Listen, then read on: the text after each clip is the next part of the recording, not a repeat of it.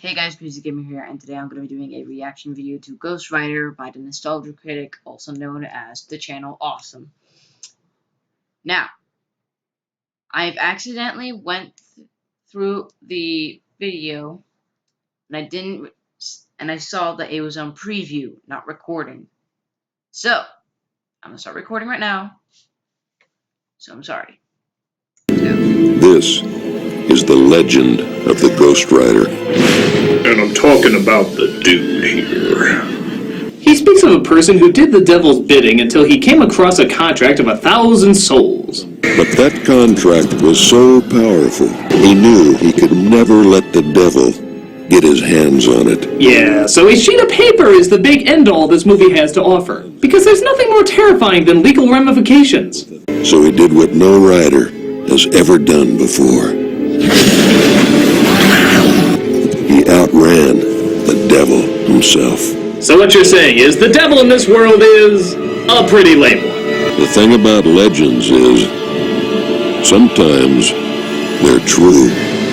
And sometimes there's a man. Okay, I'm getting my Big Lebowski jar here, because trust me, I'm gonna need it. Yep. Thus the credits burn through the screen to reveal Bowser's Castle on level 4 of Mario Kart. Yep. Here we go! Look out for D in association with relativity and media! Cut to years later as we see a young daredevil named Johnny Blaze, partaking in a father and son act presumably called the Flaming Speed Racers. But his father doesn't like how he's trying to impress his girlfriend in the audience. You're already screwing around. I was just doing it for the crowd. Folks know why you done it. You think she's gonna stand by you when you're in a wheelchair? Huh, hotshot? I never would have expected a daredevil would be such a show-off.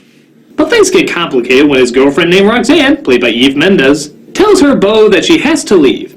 And is it me, or are you waiting for Albert Finney's Big Fish narration to take over any minute? Yep. We'll jump on the back and just keep going.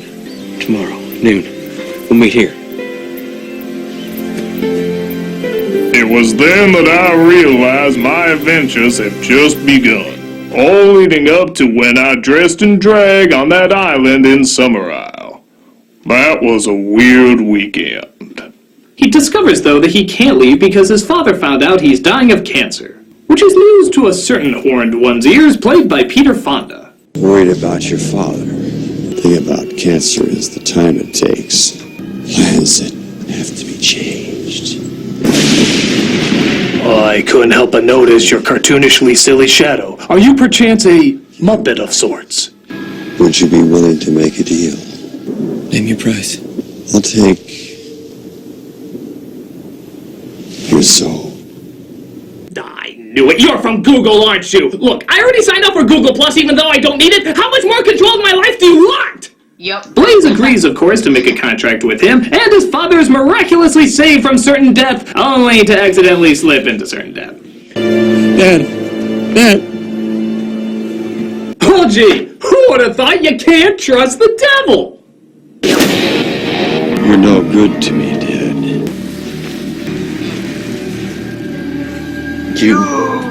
You killed him. I awkwardly ask you to pull my finger in defiance. I'll be watching. So the devil claims him as his property, which means he can't run off with his girlfriend. He doesn't even give her an excuse. He just looks at her and rides off like the wind or rain or some bullshit, and we cut ahead years later to the reveal of our star, the Cageman. He's transformed into the most famous daredevil in the world, but his helpers question how he's been able to survive so many injuries without a scratch for so long. You should be taking a dirt nap after that ragdoll today. I got lucky. You got an angel looking after you. Yeah, maybe. What's the ante? 5-card draw. Maybe it's something else. Maybe it's Maybelline. But not too far away, we get the reveal of our main villain, played by Wes Bentley. I just like doing that at random, you know, just walking across empty desert and suddenly going, rah! I mean, it may seem pointless to you, but if there happened to be a camera in front of me, it may possibly scare a 7-year-old, but not an adult because that'd be childishly silly. But I'm gonna keep doing it because, you know, it's fun. It's just my thing, you know. It's just me. I'm gonna get you. I'm gonna get you. And yes, folks, this is what the villain of our movie looks like. Because isn't this who you want to see Nicolas fucking Cage go up against? That bag-filming pussy from American Beauty? Oh yeah, it's just as good as when they teamed up Vin Diesel against Kat Dennings, or Dwayne "The Rock" Johnson against Tyler Perry as Medea, or Mark Wahlberg against that snowman from Frozen. Don't underestimate him, he bites. So he takes out Curly of Hell's Stooges and calls upon his minions of rejected Matrix concept art. While that's going on, Cage gets settled into his garage where he looks to relax before his next big stunt.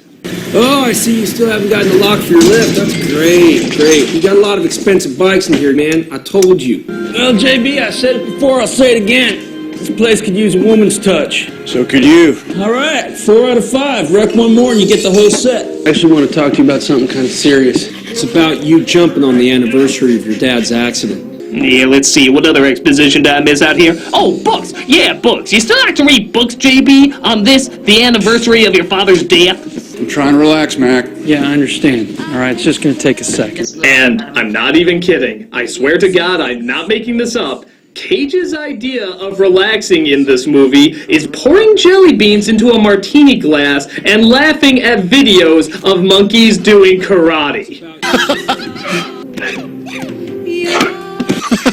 You know, why is it I get the feeling that Nicolas Cage wouldn't do this movie unless this specific setup was in it? Would it really surprise you? Unfortunately, Mr. Cage, we were unable to write in a scene where you juggle flaming ukuleles and sculpt kitty litter. However, we did get that scene for you where you drink Jelly Bellies and watch monkeys practicing Kung Fu. Were you at least able to have me surfing elephant breath while eating my dreams? No, Mr. Cage, that's impossible to visualize. Idiots! Freeze the elephant breath into a solid mass. Then, I want you to create a machine that can take dreams and make them physical so that I can consume them for nourishment! Really? Is that so hard? Mr. Cage, I'm sorry, but unfortunately our budget will only allow for Jelly Bellies and Monkey Kung Fu. Very well. I'll just see how my demands are being met on Wicker Man. So he's just about to do his biggest stunt when he comes across his old flame, Roxanne, who's now a reporter. And he gives what many would consider a very typical Nicolas Cage interview. Johnny, what drives somebody to risk their life for entertainment? I heard you got married. Most of the time, the press focuses on the crashes, the broken bones, the cost of what you do. Are there any other costs? You're an idiot.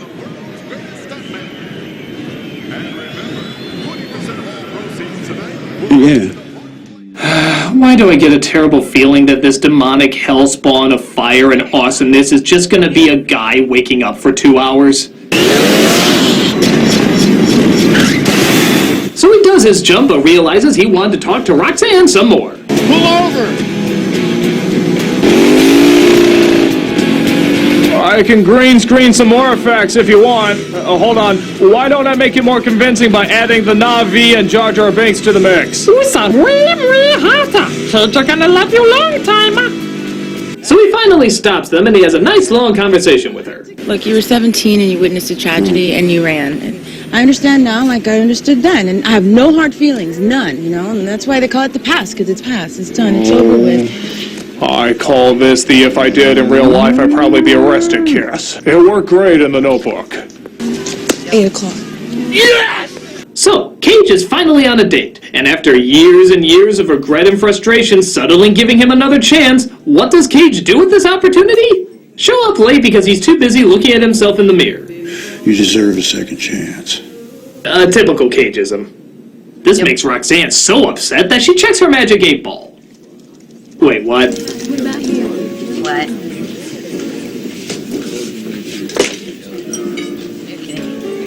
movie, that's teenage My Little Pony fan fiction bad. Is there also an anvil in her purse to knock herself out in case she sees something else that might shock her? Oh my god! Another cute boy I used to like!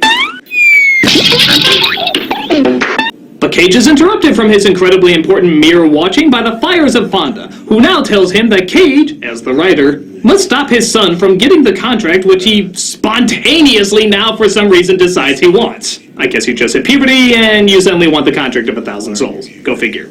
You're under contract, remember?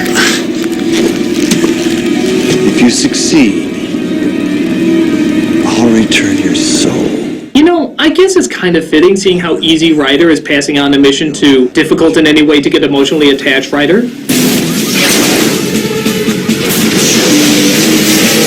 So the Devil's Son and his droogs try to locate Cage, but come across a man and his lantern. Oh, for fuck's sake, movie. When the flying hell does anyone carry a lantern? Unless you're in the Haunted Mansion or Scooby-Doo episode, you use a fucking flashlight! You really shouldn't be here. That's what they keep telling me.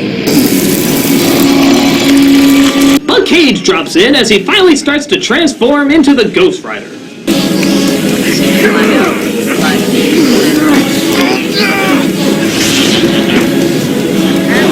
And there's no CG being used here, folks. Cage can just set himself ablaze whenever he's asked.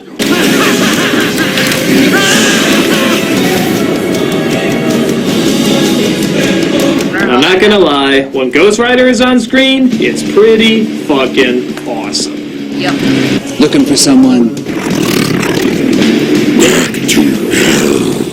Granted, his voice isn't really anything that interesting, but then again, I guess it would be even stranger if it was still Cage's voice coming out of it. You turn me on, brump. You turn me on, brump. You're not too tall, you're not too short, you're not too round, brump.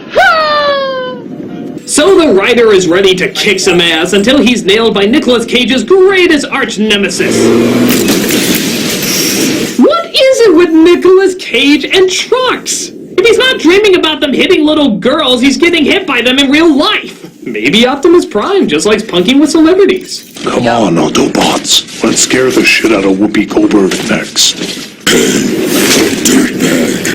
But Cage does manage to get out and get his revenge. Ashes to asses, dust to fuck. You should have hit me with that goddamn truck. So after chasing the evil Planeteers away, he tours around town trying to take even more evil souls to hell. One of them, understandably so, trying to axe off Rebel Wilson. Thanks. I'm off to ask Conan O'Brien to finance a horrible sitcom.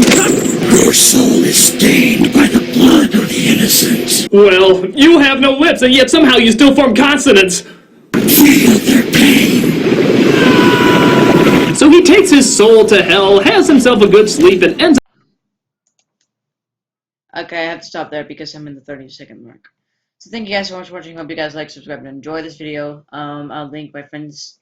I'll link Channel Awesome in the description below, so then you guys can watch it and subscribe to him. I'll link my friend's channel in the description below, so then you can watch it. And I'll see you guys next time. Bye.